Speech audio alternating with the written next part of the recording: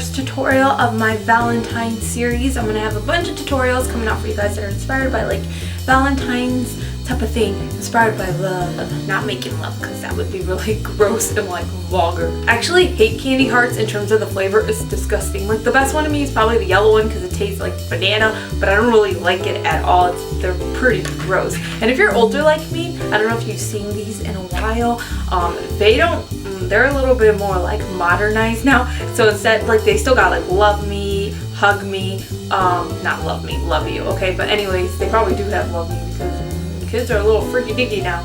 So I hope you guys enjoyed the tutorial. Please don't forget to give the video a thumbs up if you like it. Thumbs up really do help my videos and they really help my channel. So if you like what I produce, if you like my videos or my content, please don't forget to give the video a thumbs up and subscribe to my YouTube channel if you're not subscribed. The link is down there. You can even click right here and you'll be notified every single time I upload a new video. So with that all being said, let's begin the tutorial. Let's get started. The first thing I did was apply NYX Milk Jumbo Pencil to my eye and I used my finger to blend it out. I applied this so that my eyeshadows are really pigmented, so the white base really helps that happen.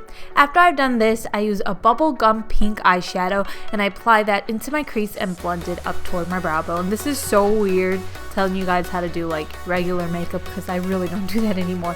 All I do is face painting looks. After I've done that, I use a hot pink eyeshadow from Sugarpill. I'll link all the products I use down below because I don't know it by heart what it's called.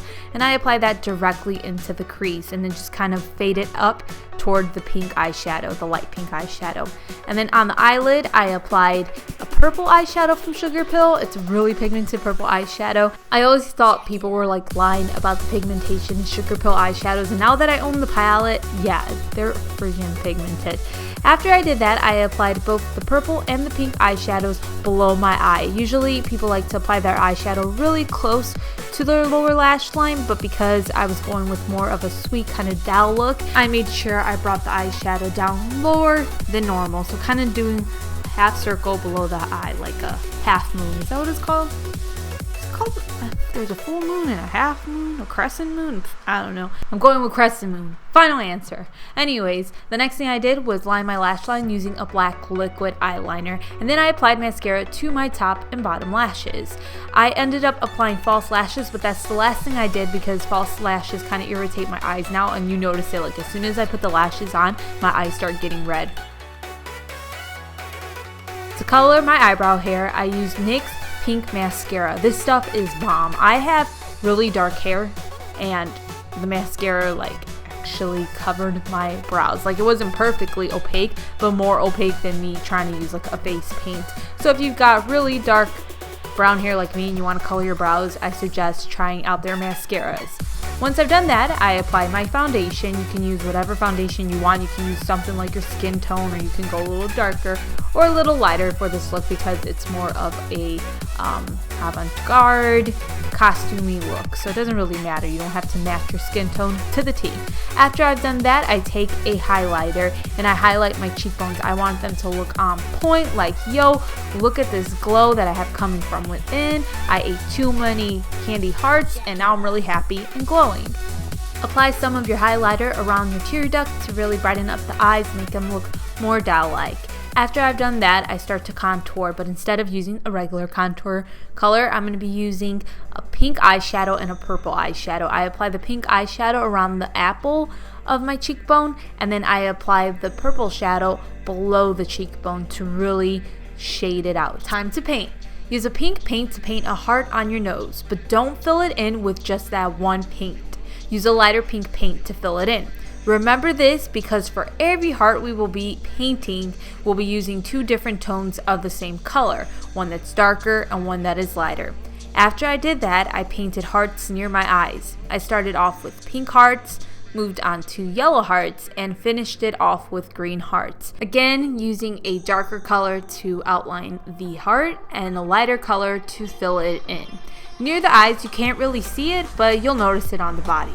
Around the eyes and near the hearts, I use a white face paint to paint little dots on. So I kind of just pounce my brush in these areas to kind of give it like a shimmer effect. I can never get shimmer or glitter to photograph correctly, so I'm using the white face paint to kind of do that effect without actually using glitter to create the effect. For my lips, I used a baby pink lip liner, just kind of outline my lips. I made them a little bit bigger than usual so they look really plump and doll-like, and then I filled them in using a pink lipstick. All the products I used will be listed down below. Okay, now we're gonna start painting the best part of it all, which is the body. So you start off using a white body paint and you paint some circles around the top of your neck. So this is gonna be the top of the body piece. And then you're gonna paint some ruffles on just above your chest. So where ruffles would normally lie, like on a clown or something, so which it's like around your shoulders and then above your chest. Start painting on a wave, just feel the wave. Anyways, now you're gonna start painting on your hearts. If you need help painting 3D hearts, there's lots of tutorials on YouTube that can show you how to do it. I'm not the best at it, so I don't want to pretend like, oh, listen to me. But basically what I did was I painted a heart and then I drew like 1/4 of a heart behind the heart. And then in the inner corner of the heart, I kind of drew like another tiny piece of a heart behind it, if that makes sense. And then I go ahead and I fill the heart in using a lighter color. So now I'm starting to choke. Okay, anyways, you guys, I had last week off of work because I've got asthma and it's kicking my butt lately. The cold, it's the cold, and then like, I don't know, I just had like a allergic reaction, so that's what that coughing was. It's just like my asthma just wants to flare up. It's driving me crazy. I just found out recently I had asthma too. It's adult asthma and it just came out of the blue. It was just like I turned 29 and it was like, what's up, sucker? You're gonna have an asthma attack. And then I was like, what the heck? So yeah, anywho, you could paint on as many hearts as you like and you can make them as big as you want. I wanted to mainly have pink hearts, so I made sure I painted on more pink hearts than anything. When I was painting this look on, I honestly had no clue what I was doing. I just knew that I wanted to do like a candy heart look, so this is all literally from the top of my head. Now after I've painted on the pink hearts, I use a black eyeshadow to shade them, and you want to shade right below each heart and on the side of each heart so that they look more raised and lifted, and it just adds a lot more depth. I use a black eyeshadow to shade the hearts. I make sure there's not a lot of eyeshadow on the brush when I apply it to the heart, otherwise it's going to look too streaky and it's just going to look too intense, and you don't want that for this look because you want it to look really soft and nice. And then I go ahead and I start painting on the other hearts, which included green and yellow. I only painted on pink, green, and yellow hearts because they're very soft colors. I didn't really want to add like purple and blue because then it would just start looking very rainbowish, and I wanted it to be more on the pastel side. And if you're wondering about the brushes I use, the black ones are for my Wolf palette, and then the navy blue ones, like the one I'm using now, are from Royal Langnickel, and then any one that is like an aqua blue color are from Made You Look by Lex. And all three of those brushes, I love them for face painting. They help you get like more of an opaque paint without all the streaks. I didn't shade around each heart like I was supposed to and like I told you guys to do. I actually didn't shade right away around the green and yellow hearts, which I should have. I think I was just really excited to start kind of getting the look together. So what I ended up doing now was using a white face paint like I did before to start painting on little dots that attach to all of the hearts. So it kind of looks like it's something that's dangling over my body, like it's being attached by pearls, or I don't really know. Like if this were real, I would imagine it kind of be something that was pearl-ish, and the candy hearts wouldn't literally be candy hearts. It would be like made out of something else, and it would just be really, really cute. So yeah, you just use your white paint to start painting on all these little white circles. Use the white paint to highlight the hearts. So you want to paint a small stroke on one side of each heart, and then you want to add a little bit of the white paint on the side of the heart to help with the whole, making it look more lifted and 3D. I then decided to start shading the other hearts. I actually used a paintbrush to shade the hearts, and it worked out much better than what I was using before, which was an eyeshadow brush. So if you want to get more detailed shading, use a paintbrush. It works really well. I'm going to call the white dots pearls, so everything I say right now makes sense. You want to shade around each pearl to help it look more lifted. And then on the side of each string of pearls, you want to shade. So not directly under the pearls, but on the side of it, you shade and you create a light line using the black eyeshadow. And this is going to create that shadow you need to make it look more lifted and raised. And this adds a lot to the look, and it's like really fun to do. If you really enjoy shading, you will enjoy shading something like this. Again, try not to pick up too much black eyeshadow on your brush and then apply that to your skin because it's going to be too dark. And there was a few times where I applied the black eyeshadow to my skin and it was too dark. So you might want to apply it to the back of your hand first so you don't end up messing up your makeup.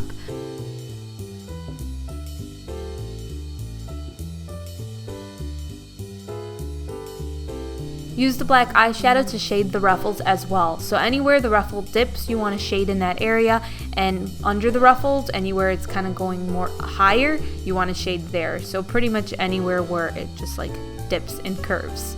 You also use that black eyeshadow to create more wrinkles and ruffle waves in the ruffles, so it looks a little bit more realistic. Shading takes a lot of practice and a lot of studying pictures and studying like the way a natural shadow kind of like happens on objects. Like you can look at an object in your house and kind of mimic that shadow that's naturally there and just apply it to your face painting or your body painting. I'm not an expert at this stuff. I'm still learning just like you guys.